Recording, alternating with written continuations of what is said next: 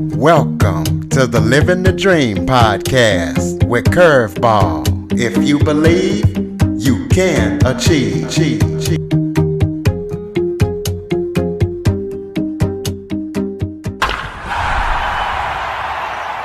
Long-time dream to become an author and live abroad.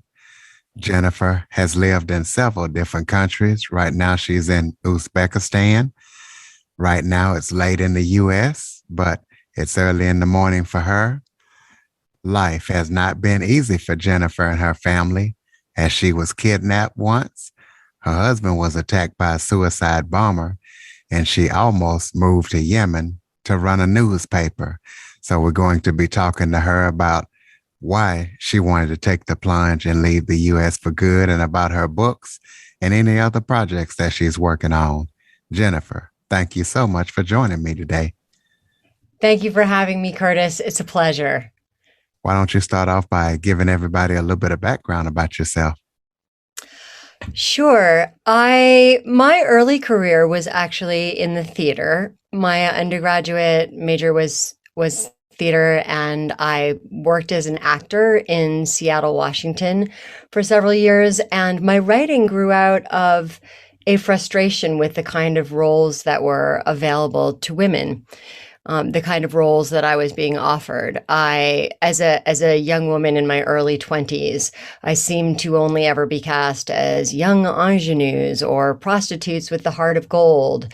And I wanted to play someone with a brain, an astrophysicist or a paleontologist or a complicated person of some kind, someone who had more interest for me than a young ingenue. And so I began writing as a way of saying the things I wished my characters would say. And at the time, I was, like most actors, barely surviving financially, piecing together work from waitressing and temp work and working as a barista, things like that. And almost by pure coincidence, a flyer came through the mail advertising a writing workshop. And I had no money at the time, but I called up the man running the workshop and said, "Is there any way that you'd let me in? I can't pay this fee all at once." And he said, "Well, could you pay $5 a week?" And I said, "Yeah, I could pay $5 a week." He said, "Just pay me $5 a week until it's paid off and you can come." And so that's how it all began. And so I ended up taking writing workshops and then thinking that perhaps I needed more studies in writing. So I went and got an MFA from Sarah Lawrence College in New York, and then was finishing that when I realized I have no publications. I don't have a lot of work experience still. I am in my late 20s, and I'm going to be waitressing probably again forever, unless I figure out a better way to pay the bills. And so I went to journalism school. I figured that reporters at least got a decent salary. And originally I went to journalism school thinking that I would become a journalist, which would be a way for me to fund my acting and writing career.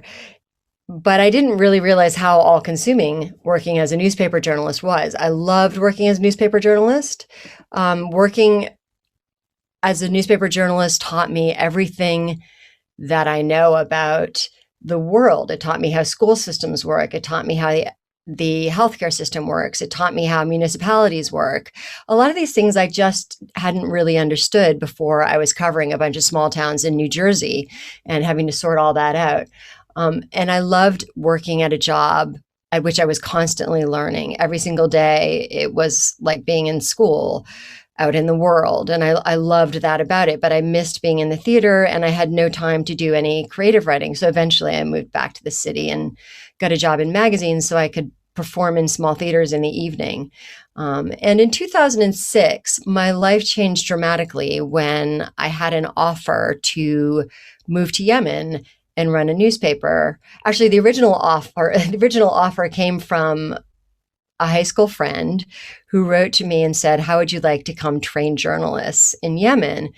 And I said, "I can't just run away from Manhattan and train journalists in Yemen. I have a good job. I've got healthcare. I've got a rent stabilized apartment. But I have 3 weeks vacation left. I could come to Yemen and do a 3 week training for the journalists there if you think that would be useful. And my friend spoke to the Yemeni man running the newspaper who said, I'd love for you to come train my journalists at the newspaper for 3 weeks. If that's all you can spare, then come over. I'd never been to the Middle East before. I didn't speak Arabic. I'd never been to that part of the world, and I knew very little about it. I'd always wanted to live abroad, but I had these fantasies that were based on the lives of Henry Miller and Anais Nin and these people who had glamorous lives in Paris and Rome. I hadn't actually considered Yemen, but I thought, surely this will give me something interesting to write about. So I bought a book called Learn Arabic in 10 Minutes a Day and worked on that on the A train in Manhattan and learned a bit of Arabic, enough to be able to argue with taxi drivers, which is critical in Yemen. Got on a plane, went to Yemen, spent 3 weeks training the journalists, and the editor, the publisher of the newspaper, at the end of those 3 weeks said, I love what you're doing with my staff. Would you be willing to stay on and run the newspaper for a year? Now, those 3 weeks had been the most exciting 3 weeks of my life thus far. My Yemeni reporters were fascinating people. They were ambitious. They were curious. They were intelligent. They were resourceful. And they taught me so much about Yemen and about their culture.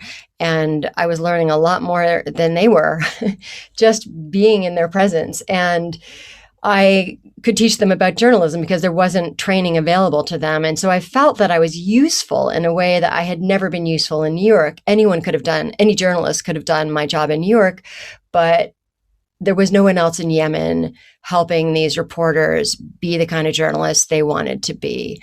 And so while I originally turned down the job because it offered so little money, I wasn't sure I could survive, and I was paying off student loans, I went back to Manhattan and went back to the same gray office I'd been in for 5 years, which is the longest I'd worked anywhere, and thought, I need to do something different with my life. And Yemen wasn't in my plans, but Yemen is what happened to me.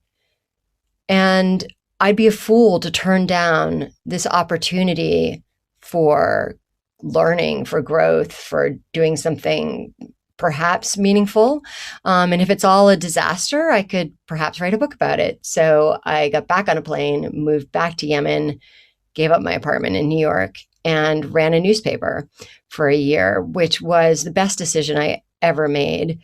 That experience gave me the material for my first book, which was a memoir about my time running the newspaper. And at the end of that first year, I met my husband, or the man who would become my husband, and ended up staying in Yemen for 3 more years. My second book was inspired by what happened to me when I was kidnapped in Yemen, and that's how my career got off to a start. So I'm now mostly a novelist, but I may have other memoirs up my sleeve. I do some essay writing. I review books. I teach writing. I mentor younger writers. Not necessarily younger. I mentor all writers. I shouldn't say that. I currently am in Tashkent, Uzbekistan, where I'm watching the sunrise, and I'm the parent of an 11-year-old girl. So I'm sorry if that was too long for an intro, but No, that was perfect. Let's talk about, because I figured when you said Yemen, this is where you got kidnapped and maybe even where your husband got attacked by the suicide bomber. Talk about being kidnapped. How did that happen? What was that like? And also talk about your husband being attacked by a suicide bomber, and did he make a full recovery? Was he injured? Tell us about it. Sure. I want to start off by saying that Yemen is the most hospitable and friendliest country I've ever been to in my entire life. And I don't want to color Yemenis as terrorists, because the vast majority of them are not. And my experience overall in Yemen, before I get to the kidnapping, was that everywhere I went in Yemen, people greeted me on the street and they would say, welcome to Yemen. We love you. And they would say that the first time they met me. They'd say, we love you. We're so happy you're here. They would say, will you come to lunch Friday? And then they'd want me to come to lunch every week. So I felt very comfortable in Yemen. I felt very welcomed. I loved the culture of hospitality. I loved that total strangers would invite me to tea all the time.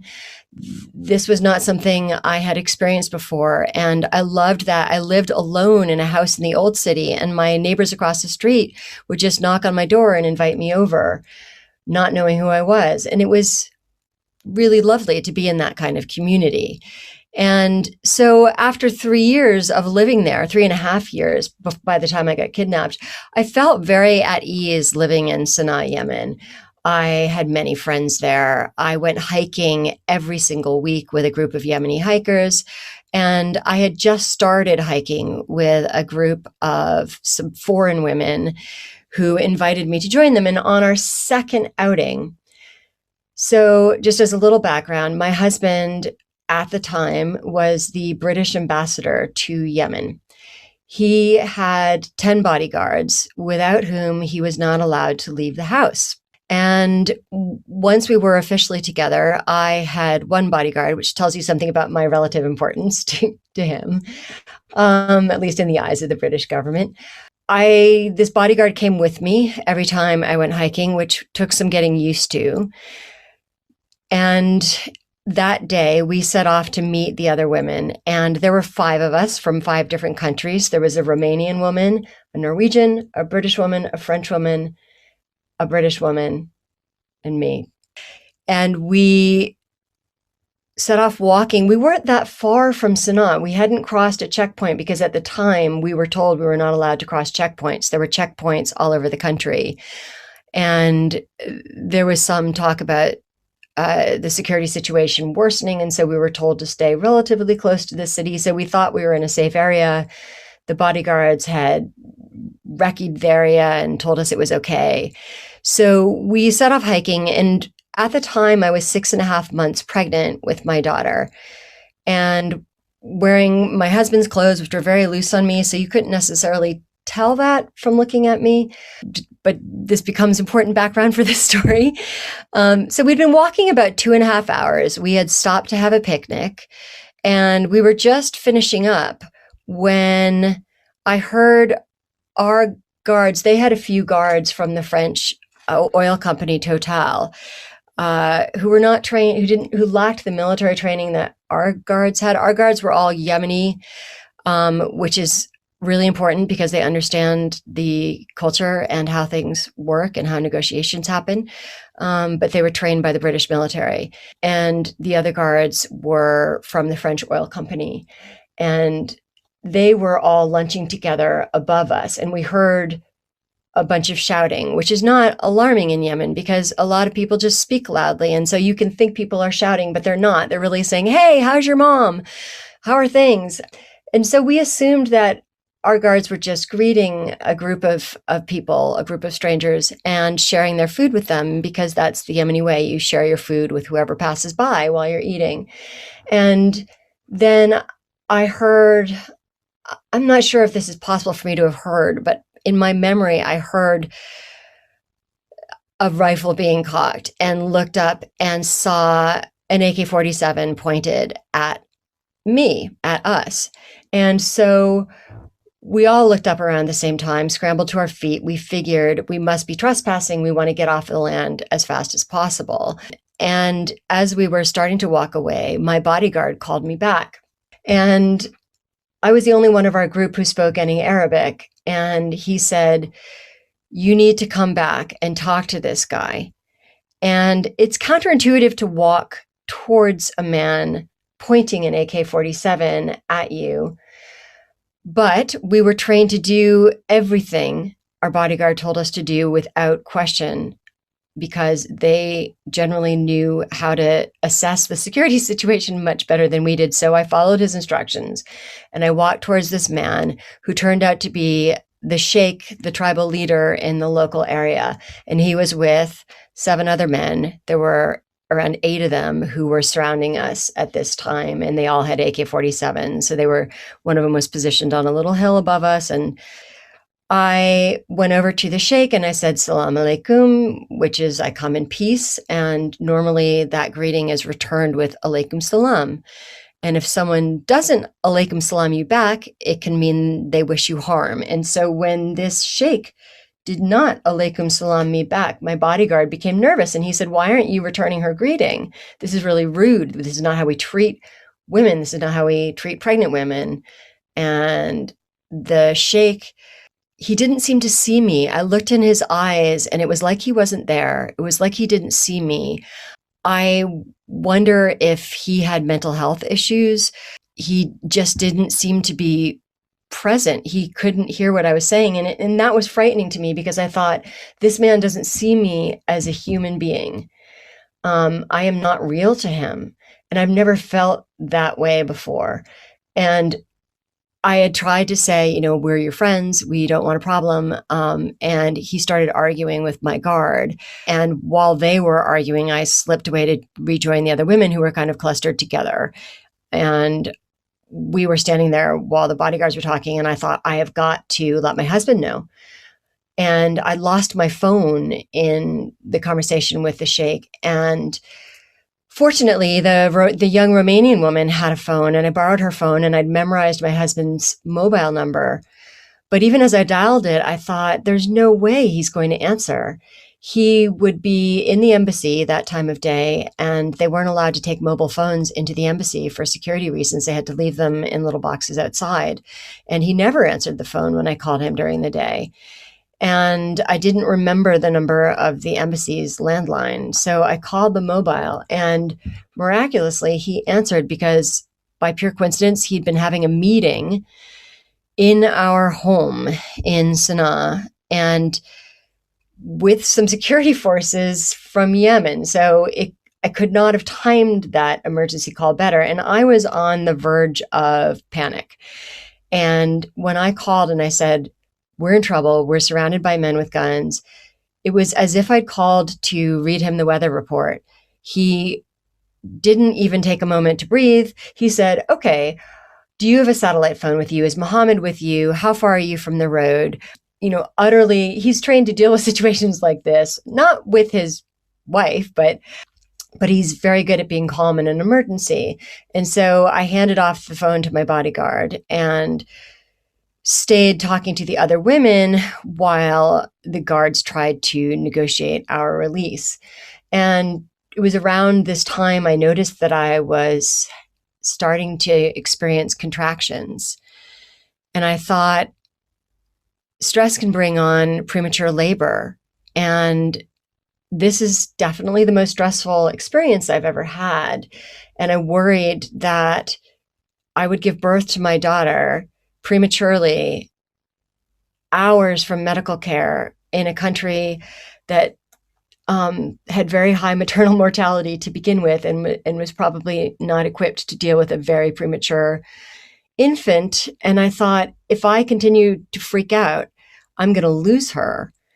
And if we survive this experience and I lose her because I am stressed out, because I am panicking, the only person to blame for her death will be me. So I need to calm down. I need to find a way not to be stressed out in this situation. And the only thing I could think of, because I had just started doing yoga during pregnancy, I resisted yoga for a long time because I'm not good at sitting still. But I thought, well, I'll try that yoga breathing that they've taught me that I was never clear on the use for.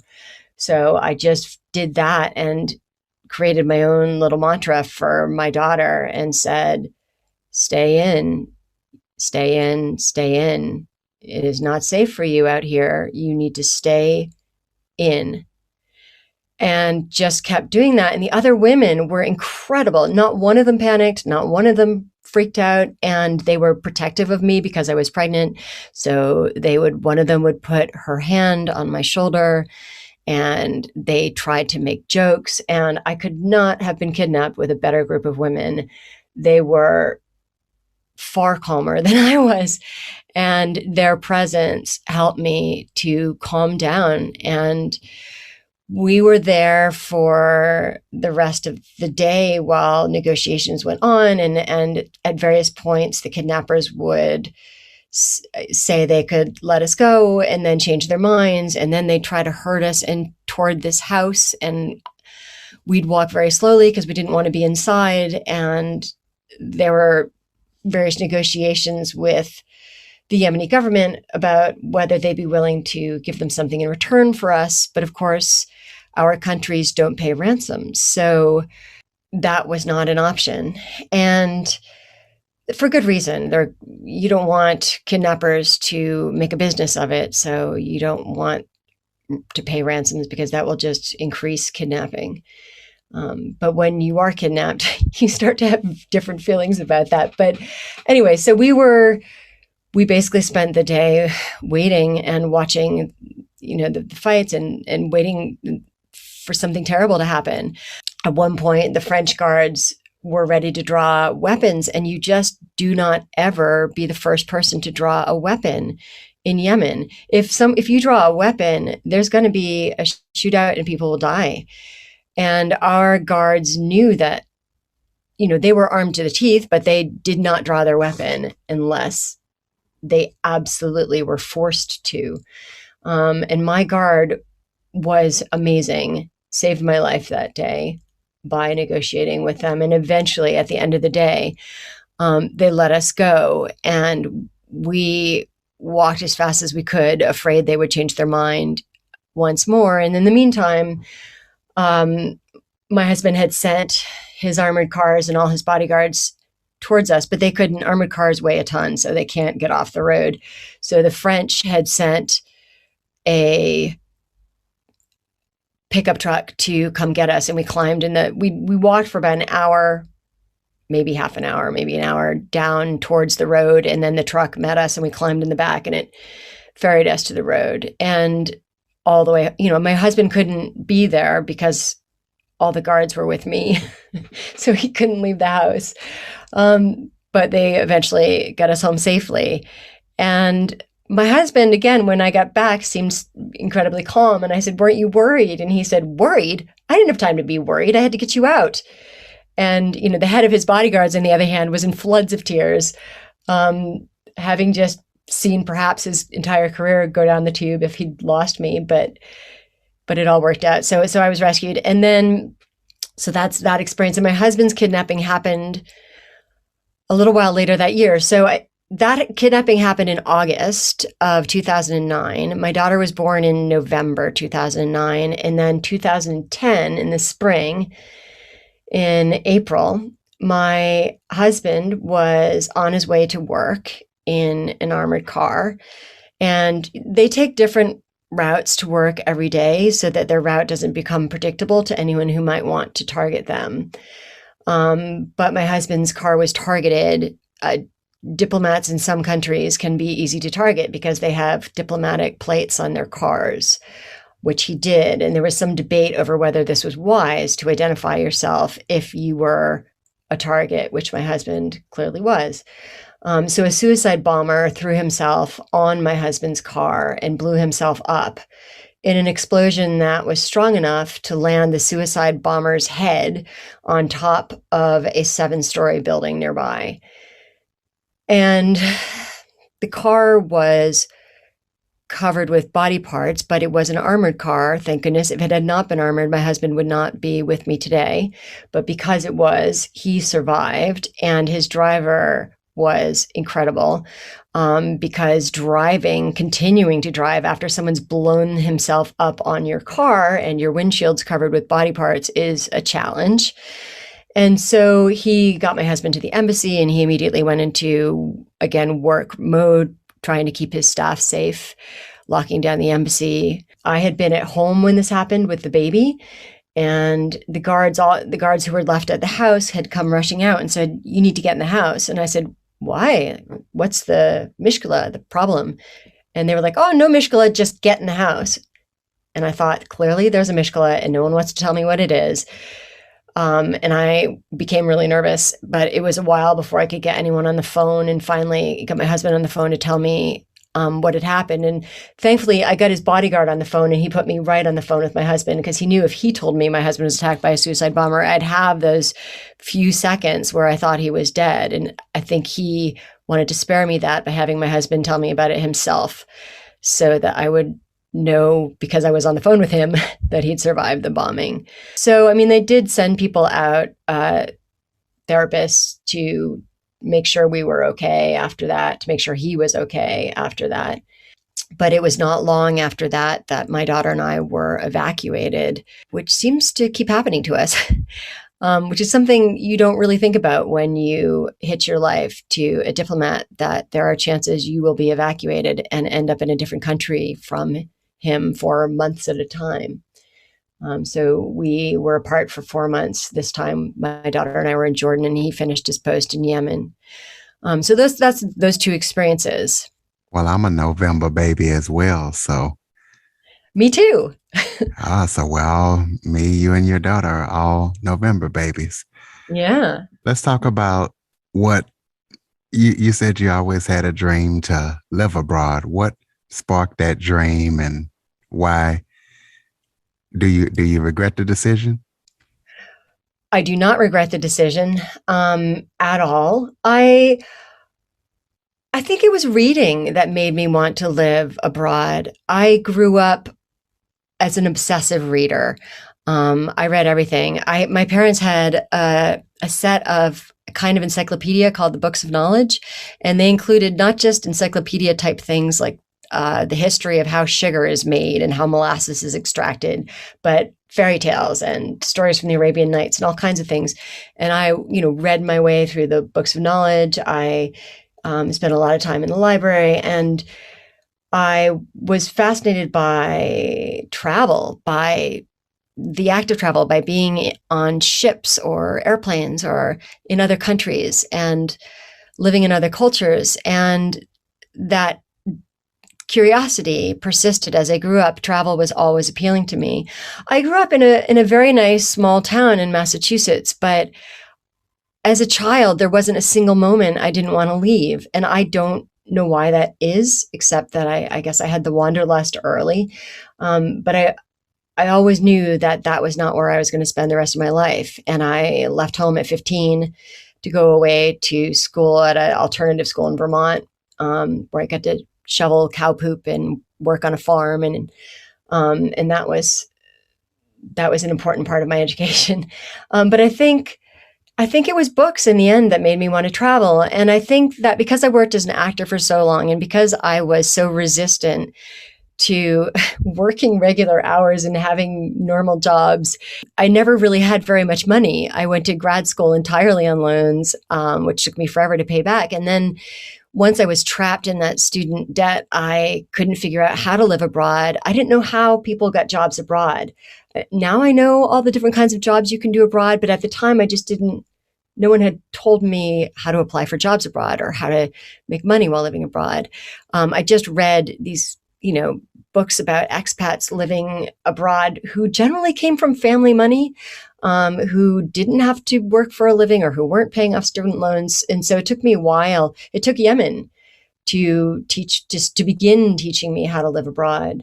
And I think, I haven't lived in the US since 2006, and I'm still learning. What's interesting to me is the perspective that I have on the US and how it shaped me as a human is constantly growing. I don't think I'd realized how the US had shaped my assumptions about the world, and that these were not assumptions necessarily shared by other people and other cultures. And when I moved to Yemen, I was plunged into a culture that I was utterly unfamiliar with and that had a lot to teach me about. For example, my reporters were horrified to find out that I lived alone, and they thought this was the greatest tragedy in the world. And of course, I'd come from New York, where most people live alone, and I loved it at the time.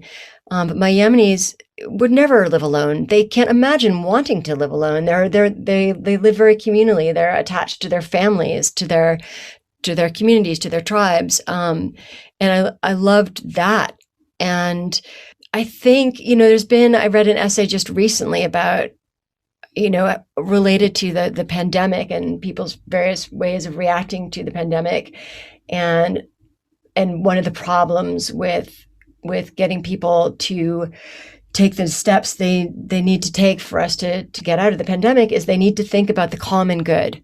What is good for the country as a whole? Not just for me, what's good for me and my personal liberty, but what is good for my community? What is good for the country? What is good for the planet? And I think, that kind of individualistic thinking is perhaps not uniquely American, but definitely, in the US, we grow up to think, okay, you can be anything you want to be, which isn't necessarily true, depending on the circumstances in which you grew up, and the resources that you have to overcome those.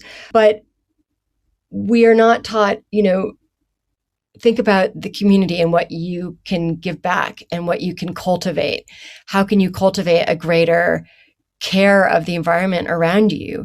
And I think that's a problem planet-wide. I mean, that's why we're having kind of the environmental crisis that we're having, is we're not thinking about the common good of humanity on the earth.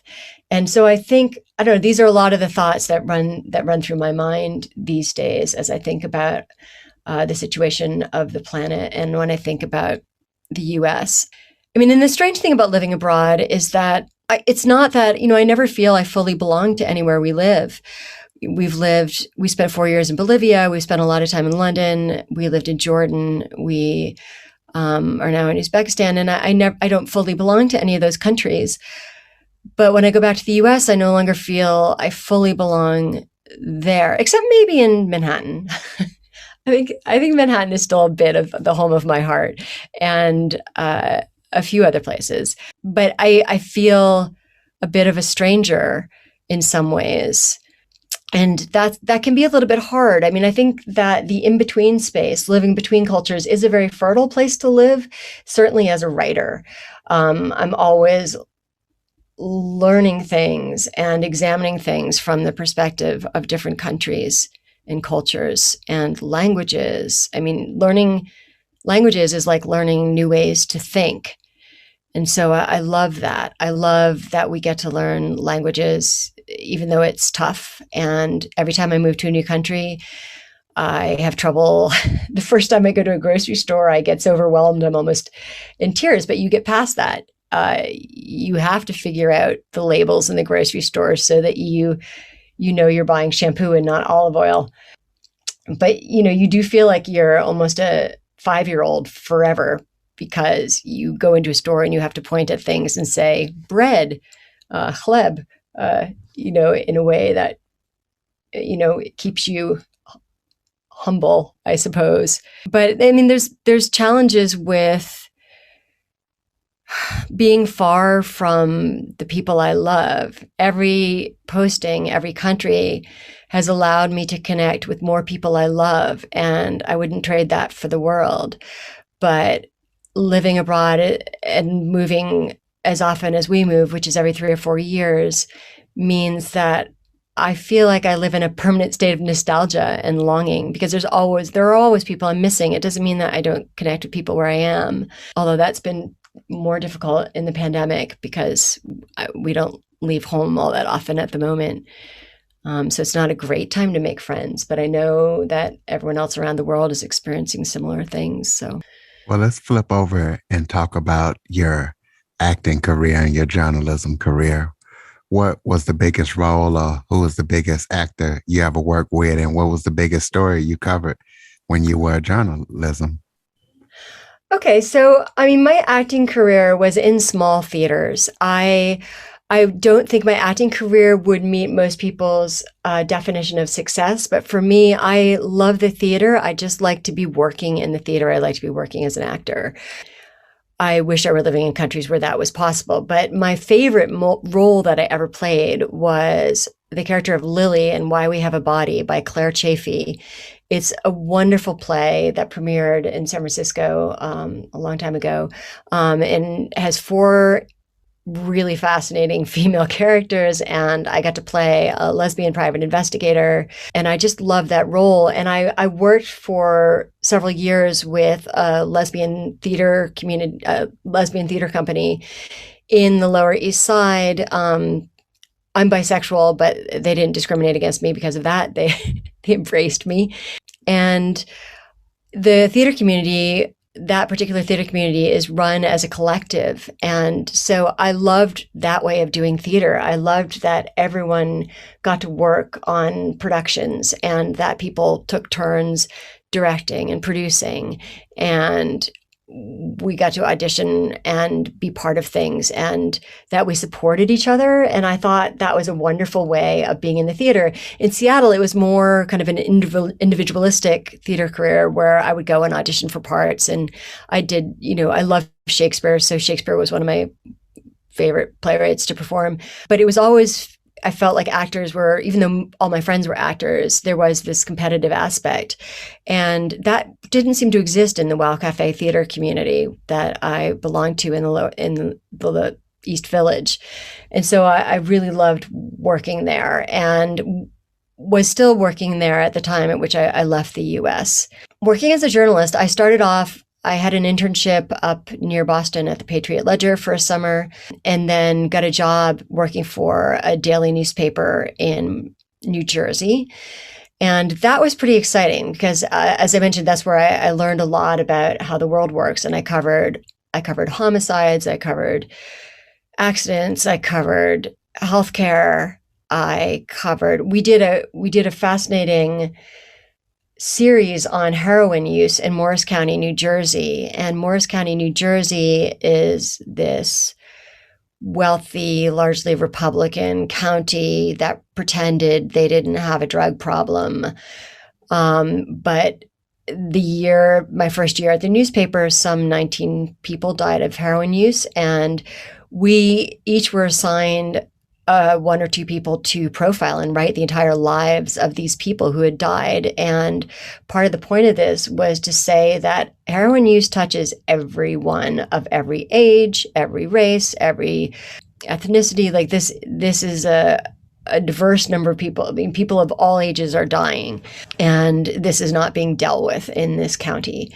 And that was really a heartbreaking series to work on. And I spent a lot of time with the family of this 19-year-old kid who died of heroin use, and got to know his dad and his best friend, and who kind of let me hang out with them a lot and write about their grief. And that was a privilege to be able to witness. And I hoped that our series would help other people, I guess, resist trying a drug that is so attractive, and understand what was fueling the deaths in this community. So that was a fascinating piece to work on, also from a health perspective, and to learn exactly how heroin works on the body and talk to doctors about that. And we won an award for that series. We won a New Jersey Press Award for that, and that was great. I became a health reporter and covered health issues. I have a special interest in science and health, and I love learning about those things. I then, when I moved to magazines, I moved back to New York so that I could continue performing in the evening, because working in a newspaper was exciting, but it didn't allow me to continue to perform. And I felt like only half my heart was alive. And so I moved back to the city and took a job at Playgirl magazine, which was highly entertaining and a great deal of fun, and gave me a lot to write about. And I worked there for a while. I eventually was fired from that job for refusing, I guess, to respect authority, which is a story of its own. Anyway, it was a fun job while it lasted. And then I got jobs in other magazines, eventually ending up at The Week, which is where I was working for 5 years before I moved to Yemen. And that was a pretty great place to work. I learned a lot at The Week. I started out as their science and health reporter and ended up also writing about film and books and theater and all the things I have a passion for. And that was wonderful. And I think what I eventually realized is that when I came home from a day of writing at my day job, I didn't really have the energy to write the novel I'd always wanted to write, or the short stories, or my writing career wasn't really going anywhere. And I wonder perhaps if that was because I didn't yet have a story to tell. I didn't yet have a story that would mean anything to anyone else that was worth publishing. And it wasn't until Yemen where I thought, this is something I really think the world should know about. I wanted the world to know my Yemeni reporters. I wanted them to know how funny they were and how how exciting work at the paper was. And I wanted them to see that the Yemenis I knew were not terrorists. And that's how the media was depicting them at the time. And so that's how I ended up writing. I didn't plan to write a memoir. It had never occurred to me to write about my life. But because running a newspaper in Yemen gave me such a fascinating experience, I ended up writing a memoir because I wanted to share my experience with my reporters. And then the novel, my first novel, came out of my kidnapping. So that kidnapping inspired the very first scene of the novel. So I'm not giving anything away. That novel is called The Ambassador's Wife. And so that novel starts off with the kidnapping of the partner of a diplomat. So familiar context, but the story is entirely fictional. It's just set in a world that I knew a lot about. So what happened when I moved in with my husband? So I'd always lived alone. I had never had a cleaning person or anyone in my house. And suddenly when I moved in with Tim, who was an ambassador, there was a house cleaner and a cook. And I had no idea how to deal with this. And, Tim would go off to work and leave me alone in the house. And the cook would say, "What do you want for lunch?" And I'd say, "I'll just make myself a sandwich. You don't have to cook anything for me. It's fine." It made me really uncomfortable. And finally, my husband said, "Look, this is their job. We pay them to do this job. This is their job. You have to let them do their job."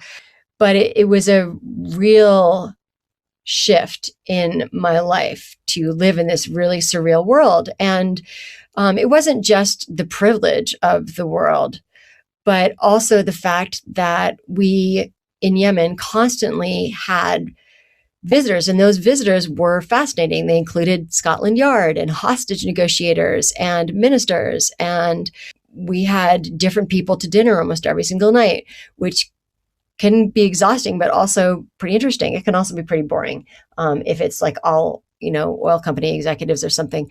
But there's a point to every dinner. There's a reason for doing it, a goal that the diplomat has in working with the Yemenis, something they want to talk over. For example, they might invite human rights activists to dinner so that the human rights activists can say, here are the human rights issues in our country. Here's what we wish the UK would help us with. So that is the point of these dinners, which again, sound very glamorous, but are actually, there's a work reason for doing them. So this was all very interesting to me, and I was taking lots of notes and keeping a journal. But again, I couldn't write about it because it's all classified information that I wasn't allowed to write about. So I thought, I can't write another memoir, or my marriage will be over, as well as my husband's career. So, how can I take these fascinating details of this world? And I thought, well, I'll have to write fiction. And I started with the kidnapping, and then used some of the details of this weird world I was living in to write that novel, which also involved a fair amount of research. But that novel, I started with the kidnapping and then thought, well, what if I hadn't been released that day? What if I had left a child behind? What if my husband lost his post because he refused to leave the country? What if, and so that's, what if the country was on the verge of civil war? And that series of what if questions is what led me to the plot of that novel. And, my novel after that, Exile Music, my most recent novel, was inspired by a completely different set of circumstances. But I don't know if we want to move on to that yet. Go ahead, do it. Because my next question was gonna be, what are your upcoming projects, and so tell us about it. Okay. Great. So we moved to Bolivia in 2012, and we were pretty excited about this. It was a whole new part of the world for us. We were all learning Spanish, and we moved to La Paz, Bolivia, which is at around 12,000 feet, so very high. The altitude can be a challenge to deal with. It affects kind of every part of your body. It can make you tired. It can make you breathless, and it takes a long time to adjust to it. But it's spectacularly beautiful and a fascinating place to live. And very soon after we moved to Bolivia, my husband came home from a meeting with the Austrian consul and said, "Did you know there were about 20,000 Jewish refugees living here during and after World War II?" And I hadn't known that. I'd read a lot about Jewish refugees in other parts of South America, in Brazil, Venezuela, Chile, other places, but I hadn't read anything that was set in Bolivia or La Paz. And I started looking around for novels about it, and there were none.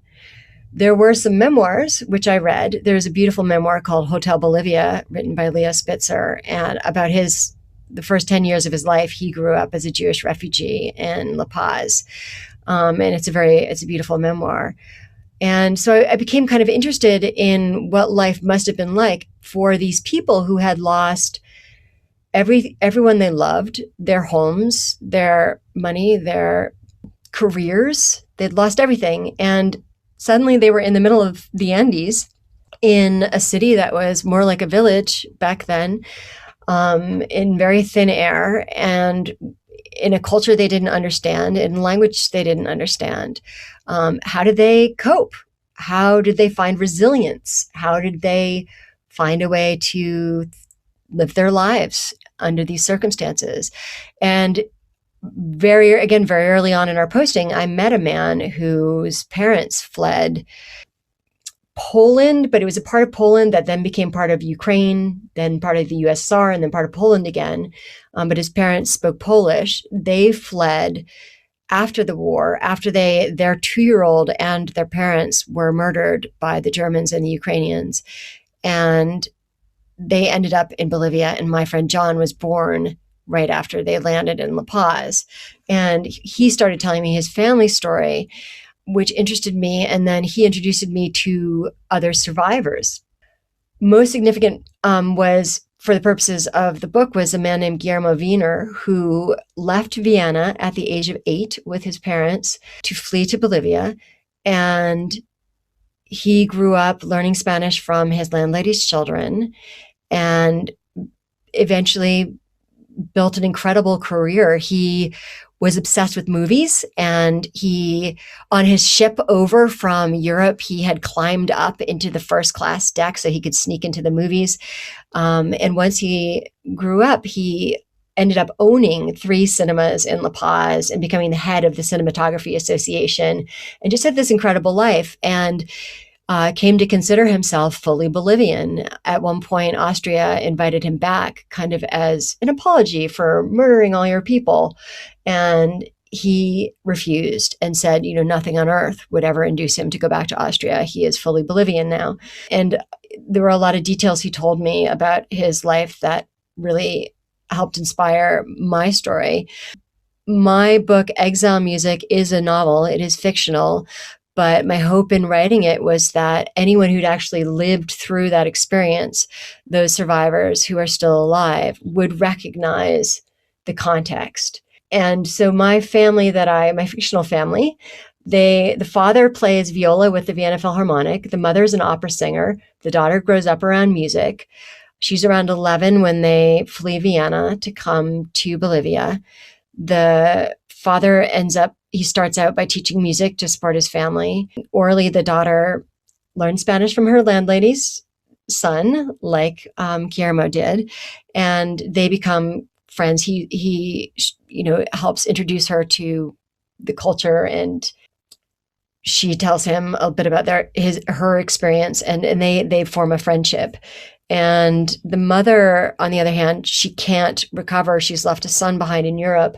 She can no longer sing. She can no longer bring herself to sing because the grief is too much for her. And so music is the coping mechanism for these people, for Orly and for her father. It is how they connect their past to their present. It is how they kind of build a bridge to their future and what they cling to when they have nothing else. But the mother has lost music, and so she ends up spiraling into a kind of darkness. I don't want to give away what happens, but she makes some perhaps terrible choices that endanger her family, and I won't tell you what happens to her in the end. But that part of the story was inspired by something that my friend John, whose parents were the Polish survivors, is something he told me about running into Klaus Barbie, the butcher of Lyon, who murdered thousands and thousands of Jewish people and many children, among them the 44 children who were at a safe house in a part of France called Isieux. I might be pronouncing that wrong. But these 44 children were all murdered in death camps. And Barbie was responsible. And these Jewish refugees who had traveled so far and thought they had finally found some kind of refuge would find themselves running into him on the street. And I thought, that must be horrifying in all kinds of new ways. And of course, that also interested me narratively as a writer. And I think, I often write about people who do things that I wish I could do. And I wish I were musical. I wish I could play an instrument or compose music, but I can't. But I'm a not half bad writer. So I write about musicians and research musicians to make sure I get the facts right, and have musicians read my work to make sure I haven't made any stupid errors, which I always do in my early drafts, and they correct me lots. But I'm lucky that for me, writing is what music is to my character. Writing it's how I cope with everything. It's therapy in a way. And there's even been studies that have found that expressive writing can help people cope with trauma. I certainly am not sure, that has been my rope that I pull on to get me through the days between countries, things like that. But anyways, so Exile Music is about that family of refugees and how they end up building their lives, and also a lot about how art can help us survive and help us thrive and help us create meaning in our lives. Well, give out your contact information, your website, social media links, where people can purchase your book, and tell us what's coming up next for Jennifer Steil. Sure. My website is jennifersteil.net. So it's Jennifer, JENNIFER, STEIL.net. And you can reach me there. You can find my books anywhere books are sold. Bookshop.org is a great place to look for it. You can find it in all the big places. But I highly recommend going to your local independent bookstore. I love to support independent bookstores. There are so many of them that need support. So, but you can find my books anywhere that books are sold.